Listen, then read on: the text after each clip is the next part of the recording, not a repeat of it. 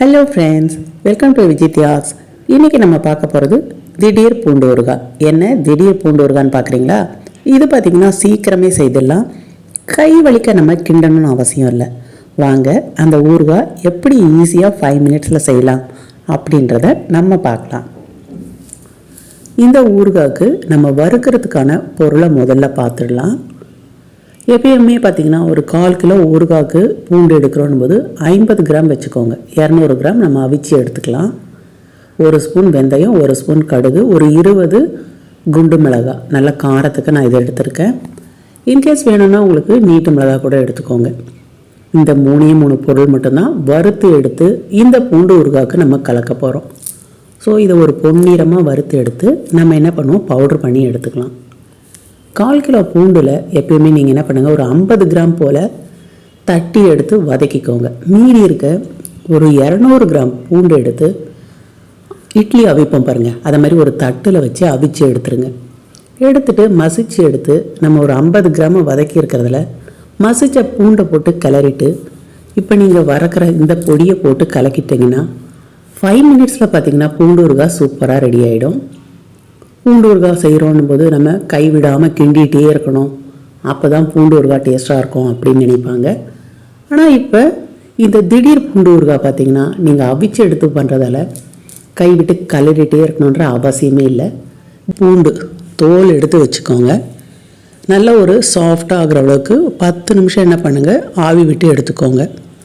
இதை மாதிரி ஆவி விட்டு எடுத்ததை மசிச்சு எடுத்து வறுத்த பூண்டில் மிக்ஸ் பண்ணிட்டோன்னும் போது நமக்கு எல்லாமே ஒரு 5 மினிட்ஸில் முடிஞ்சிடும்.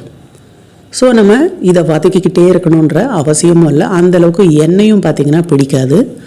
இதை ஒரு 10 நிமிஷம் ஆவி விட்டு எடுத்துக்கலாம். ஸோ ரொம்பவே ஈஸியாக செய்யக்கூடிய பூண்டு ஊறுகான்னு பார்த்திங்கன்னா இந்த மெத்தடு. கண்டிப்பாக இதே மாதிரி நீங்களும் செய்து பாருங்கள். இந்த பூண்டு விலை கம்மியாக இருக்க இந்த சீசனில். ஸோ ஒரு 10 மினிட்ஸ் கழித்து இதை பார்க்கலாம். அதுக்குள்ளே இந்த 50 கிராம் பூண்டை என்ன பண்ணுங்கள், கல்லில் 1-2 இடித்து எடுத்துக்கோங்க. இந்த பூண்டை மட்டும்தான் நம்ம பொரிக்க போகிறோமே தவிர 1/4 கிலோ பூண்டையும் நம்ம எண்ணெயில் போட்டு பொரித்து கலர போகிறதில்ல. ரொம்பவே சுவையாக இருக்கும் இந்த பூண்டு ஊறுகாய். இன்றைக்கி நான் எடுத்து வச்சுருக்க இந்த 200 கிராம் பூண்டை திறந்து பார்க்கலாம்.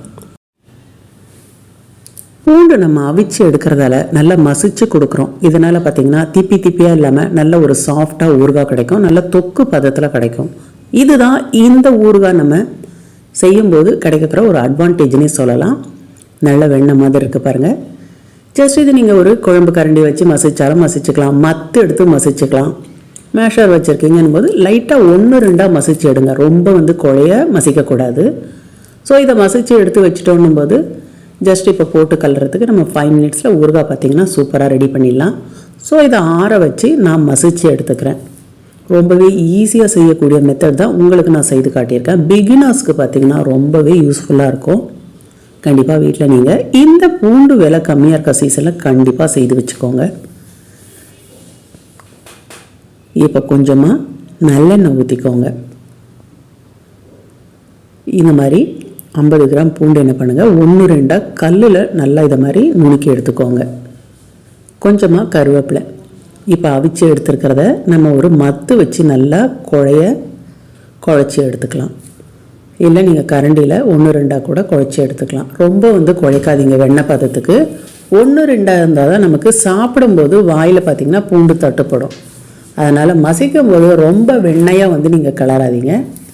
இப்போ எடுத்து வச்சுருக்க இந்த 50 கிராம் பூண்டு எடுத்து என்ன பண்ணுங்கள், எண்ணெயில் போட்டு நல்லா வதக்கி எடுத்துக்கோங்க. ஸோ இப்போ நம்ம வதக்க போகிறது பார்த்திங்கன்னா ஒரு 50 கிராம் பூண்டு தான் வதக்க போகிறோம்.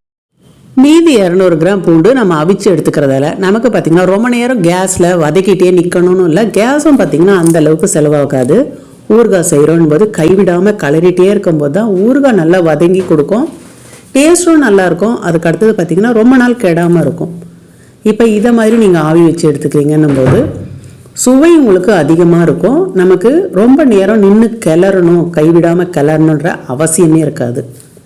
ஸோ இப்போ 50 கிராம் பூண்டை என்ன பண்ணுங்கள், நல்ல எண்ணெயில் வறுத்து எடுத்துக்கோங்க. இது வறுக்கிறது பார்த்திங்கன்னா நம்ம ஒரு 2 மினிட்ஸில் வறுத்து எடுத்துடலாம். ஏன்னா 50 கிராம் தான் எடுத்துருக்கோம், ரொம்ப கம்மியாக எடுத்துருக்கோம் போது சீக்கிரமாகவே வறுத்து எடுத்துடலாம்.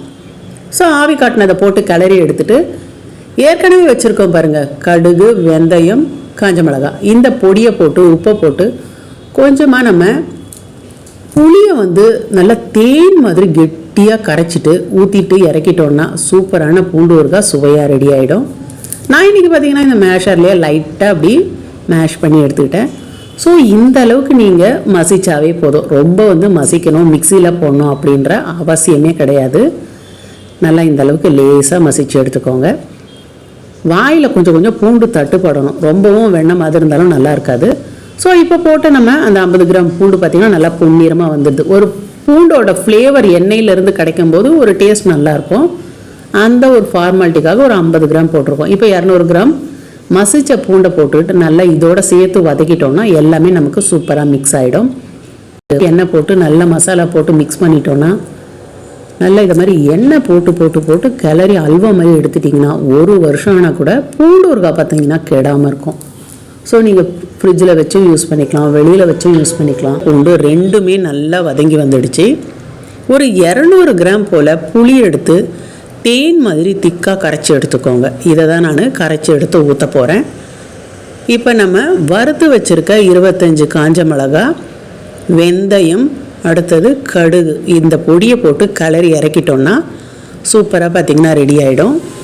எந்த அளவுக்கு நல்லெண்ணெய் நம்ம அடிக்கடி விட்டு விட்டு கிளறோமோ அந்த ஊறுகாயோட ருசி பார்த்திங்கன்னா சூப்பராக இருக்கும். ஒரே டைமில் நீங்கள் எண்ணெய் விடுறதோட அடிக்கடி கொஞ்சம் கொஞ்சமாக ஊற்றி ஊற்றி கிளறும்போது நம்ம அல்வா கிளறும்போது நெய் எப்படி மேலே வருதோ அதே மாதிரி இந்த ஊறுகாய்க்கு பார்த்திங்கன்னா நல்லெண்ணெய் ததும்பிட்டு மேலே வரும். ஸோ இந்த பதத்தில் கிளறி வச்சுக்கோங்க. 200 கிராம் போல் நான் புளி எடுத்திருக்கேன். இதை திக்காக இந்த அளவுக்கு காய்ச்சி ஊற்றிக்கோங்க. நம்ம போட்டிருக்க வதக்கின பூண்டு, ஆவி காட்டின பூண்டு, இப்போ போட்டிருக்க புளி, அடுத்தபடியாக காஞ்ச மிளகா, கடுகு, வெந்தயம் எல்லாத்தையும் போட்டு நல்லா மிக்ஸ் பண்ணி 5 மினிட்ஸ் நல்லா தலை கொதிக்க வச்சு இறக்கிட்டிங்கன்னா சுவையான பூண்டு ஊறுகாய், திடீர் பூண்டு ஊறுகாய் உங்களுக்கு சூப்பராக ரெடி ஆகிடும். நல்லா இதை மாதிரி கலரி முடித்து எண்ணெய் ததும்பி மேலே வரும்போது தான் நீங்கள் தூளுப்பு 1 ஸ்பூன் இல்லைன்னா 2 ஸ்பூன் உங்கள் டேஸ்ட்டுக்கு ஏற்ற மாதிரி போட்டு மிக்ஸ் பண்ணி வச்சிட்டிங்கன்னா சுவை பார்த்திங்கன்னா மாறாமல் இருக்கும். ஸோ இது நீங்கள் மந்த்லி ஒன்ஸும் செய்துக்கலாம். இதை மாதிரி கொஞ்சம் நிறைய கிடைக்குது, விலை கம்மியான போது ஒரு 2 கிலோ 3 கிலோ அதை மாதிரியும் செய்து வச்சுக்கலாம். ஆஃப் பண்ணிவிட்டு ஆற வச்சுட்டு பாட்டில் எடுத்து ஸ்டோர் பண்ணணும். அப்போ தான் உங்களுக்கு கெட்டு போகாமல் இருக்கும். இப்போ எண்ணெய் நல்லா மேலே வந்துருச்சு. அடுத்தபடியாக ஒரு 2 ஸ்பூன் உப்பை போட்டுட்டு கிளறி எடுத்துருங்க. பூண்டு ஊறுகாய் வதங்கும் போதே உப்பு போட்டிங்கன்னா லைட்டாக ஒரு கசப்பு தன்மை வந்துடும். எப்போ நீங்கள் பூண்டு ஊறுகாய் நிறுத்த போகிறீங்களோ அந்த டைமில் நீங்கள் இந்த மாதிரி உப்பு தூளை போட்டு கிளறி எடுத்துட்டிங்கன்னா அந்த பூண்டு ஊறுகாயில் ஒரு கசப்பு தன்மைன்றது வராமல் இருக்கும். கண்டிப்பாக இதை நீங்கள் நோட் பண்ணிக்கோங்க. இந்த டிப்ஸ் உங்களுக்கு ரொம்பவே யூஸ்ஃபுல்லாக இருக்கும். ஸோ இப்போ நமக்கு சுவையான சூப்பரான பூண்டு ஊறுகாய் ரெடி ஆகிடுச்சு. இந்த திடீர் பூண்டு ஊறுகாய் யார் வேணாலும் பார்த்திங்கன்னா ஈஸியாக செய்யலாம். கண்டிப்பாக பூண்டு விலை கம்மியாக இருக்க இந்த சீசனில் இதே மாதிரி செய்து வச்சு நீங்கள் ஸ்டோர் பண்ணிக்கோங்க. ஃப்ரிட்ஜுக்குள்ளே வைக்கிறீங்கன்னு போது 6 மந்த் வரையும் கூட சூப்பராக இருக்கும். மெயினாக இதை மாதிரி செய்கிற பூண்டு ஊறுகாய் பார்த்திங்கன்னா நமக்கு தயிர் சாதத்துக்கு, சாம்பார் சாதம், ரசம் சாதத்துக்கும் சூப்பராக இருக்கும்னு நினைப்பீங்க. ஆனால் பார்த்திங்கன்னா நல்ல ஒரு இட்லி, தோசை, சப்பாத்தி, பூரி இதுக்கும் சூப்பரான ஒரு காம்பினேஷன் இந்த பூண்டு ஊறுகாய். ஸோ நம்ம வீட்டில் செய்கிறோன்னும் போது ஒரு மிதமான அளவில் 20-25 மிளகாய் போடுறோன்னும் போது டிஃபனுக்கு வச்சு சாப்பிடுவோம், சூப்பராக இருக்கும். காரம் அதிகமாக விரும்புகிறவங்க இப்போ 1/4 கிலோவுக்கு நான் 25 குண்டு மிளகாய் போட்டிருக்கேன். இன்னும் கொஞ்சம் காரம் வேணுன்றங்க இன்னும் ஒரு 10 கிராம் கூட நீங்கள் எக்ஸ்ட்ரா போட்டுக்கோங்க. இன்றைக்கி பார்த்திங்கன்னா சுட நான் இட்லி செய்திருக்கேன். இதுக்காக இந்த பூண்டு ஊறுகாய் வச்சு டேஸ்ட் பண்ண போகிறேன். ஸோ டேஸ்ட் எப்படி வந்திருக்குன்றதை கண்டிப்பாக நான் உங்கள் கூட ஷேர் பண்ணுறேன். நீங்களும் இதே மாதிரி செய்துட்டு ஒரு டிஃபனுக்கு வச்சு சாப்பிட்டு எப்படி வந்திருக்கு சுவைன்றதை மறக்காமல் கமெண்ட்ஸில் சொல்லுங்கள்.